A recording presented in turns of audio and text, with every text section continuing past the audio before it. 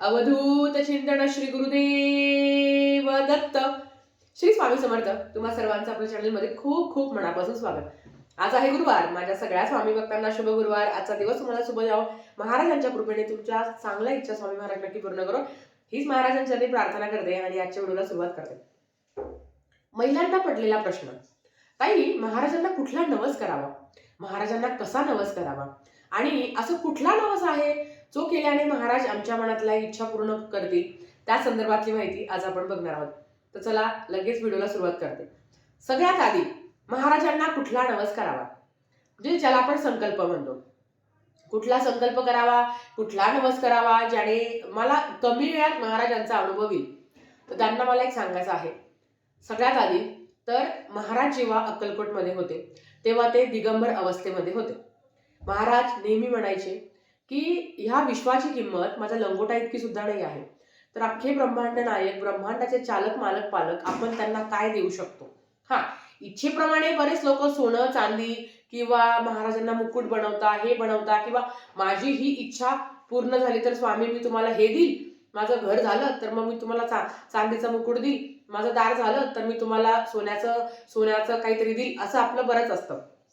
मला एक सांगायचं आहे, जो कोणी असा नवस करतो त्याची इच्छा कधीच पूर्ण होत नाही. कारण आपण त्यांना ती लालच देतो. आपण त्यांना सांगतो की महाराज माझं तुम्ही हे काम करा, मग मी तुम्हाला चांदीचा मुकुट देईल, किंवा तुमची सोन्याची मूर्ती माझ्या घरात ठेवल, चांदीची मूर्ती माझ्या घरात ठेवल. सगळ्यात आधी माझ्याकडे मोठी मूर्ती आहे लगेच तुम्ही मोठी मूर्ती घ्यायची असं अजिबात नाही. माझ्याकडे मोठा फोटो आहे किंवा कोणाच तरी काहीतरी पाहिलं तर लगेच आपण पण त्या गोष्टी घ्यायच्या असं नाही. मला एक सांगायचं आहे तुम्हाला, तुमच्याकडे जसं आहे तसं. छोटी मूर्ती आहे, महाराजांची छोटी मूर्ती आहे म्हणजे त्यांना स्वामी पावत नाही. ज्यांच्या घरात मोठी मूर्ती त्यांना स्वामी पावता असं अजिबात नाही.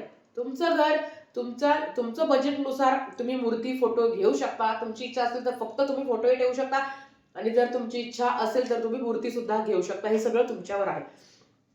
पण कोणीतरी काहीतरी करत आहे आणि आपण आपल्या संसारिक आयुष्यात संसारिक जबाबदारी सांभाळून आपण अध्यात्म करत असतो.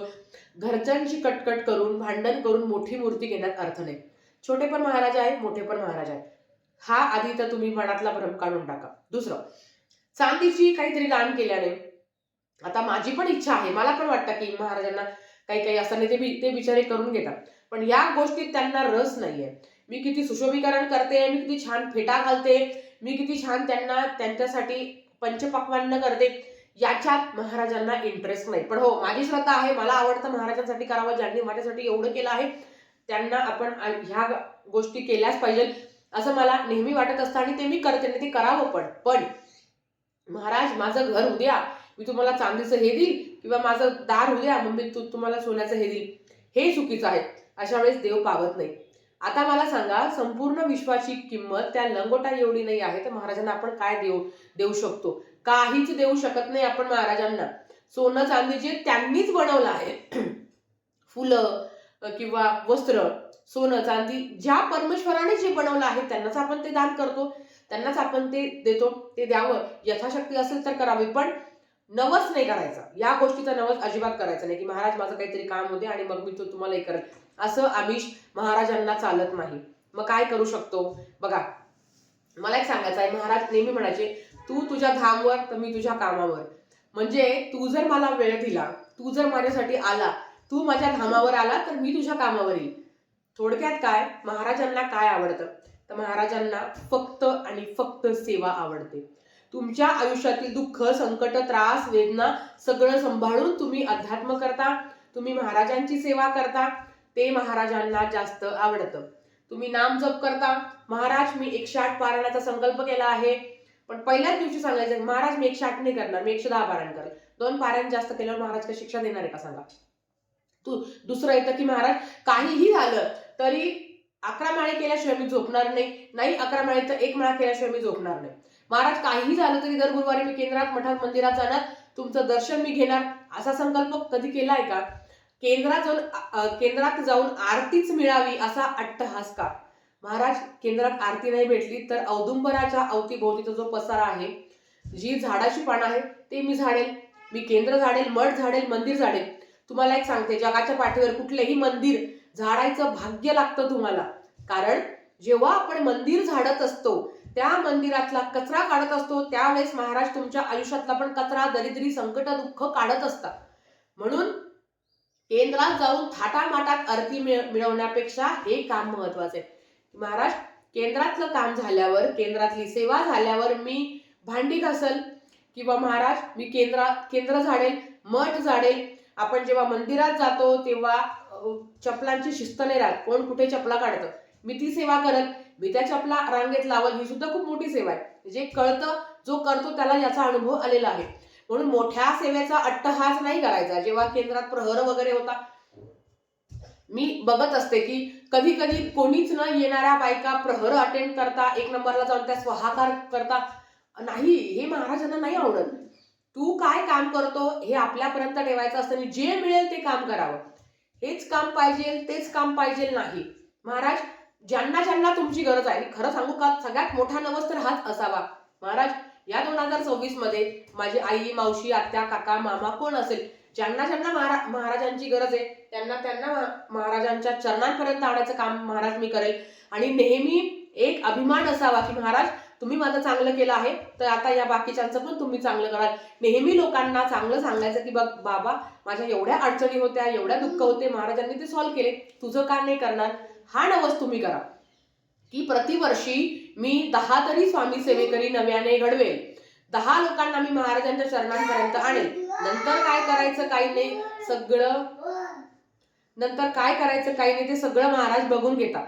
त्या व्यक्तीला महाराजांपर्यंतच्या, त्या व्यक्तीला स्वामींच्या चरणांपर्यंत आणायचं. नंतर महाराज आणि तो व्यक्ती, त्यांचं नशीब, त्यांची सेवा. पण तुम्ही नेहमी असं करू शकता, ज्याला गरज आहे ना त्याला महाराजांपर्यंत आणायचं. बरेच लोक अशी पाहिले, म्हणजे मी बघते आता सध्या सुद्धा, महाराजांच्या सेवेबद्दल लोक प्रचार नाही करत, कारण त्यांना वाटतं बाई माझं चांगलंच झालं, आणि मग माझं जर चांगलं झालं आहे पण माझ्या जावेचं पण चांगलंच झालं, तर ही वृत्ती असल्यावर आपलं कधी चांगलं नाही होत. म्हणून जेव्हा मला एखादी इच्छा आहे, माझी अडचण आहे, संकट आहे, माझ्या आयुष्यामध्ये प्रॉब्लेम आहे, मी नारळ खडीसाखर हा कुठला म्हणतो ना आपण की कुठला नवसाचा भाग नाही आहे. तुमच्या नारळ खडीसाखरवर महाराजांना इंटरेस्ट नाही आहे. नारळ खडीसाखर का ठेवतो तुम्हाला सांगते. नारळ हे शुभतेचं प्रतीक आहे, एक सकारात्मकतेचं प्रतीक आहे. साखर म्हणजे काय, तोंड गोड करण्यासाठी.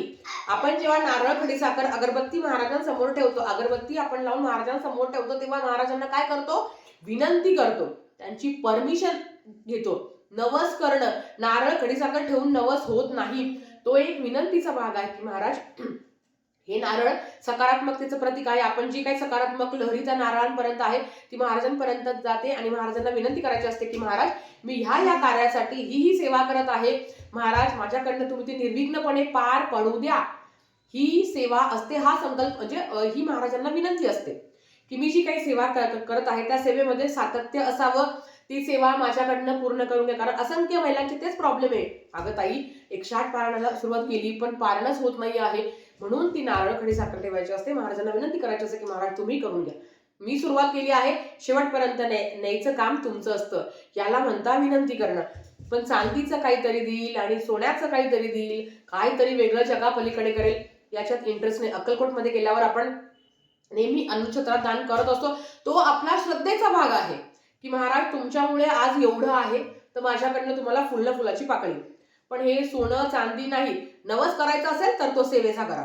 महाराज मी जोपर्यंत माझ्या जीवात जीव आहे तोपर्यंत मी 3 अध्याय कमीत कमी 1 माळ तरी जप करणार. हा संकल्प तुम्ही करून बघा काय अनुभव येतो. महाराज ही माझ्या जवळची व्यक्ती आहे, तिला मी तुमच्यापर्यंत आणल्याशिवाय राहणार नाही. बघा बरं काय अनुभव येतो.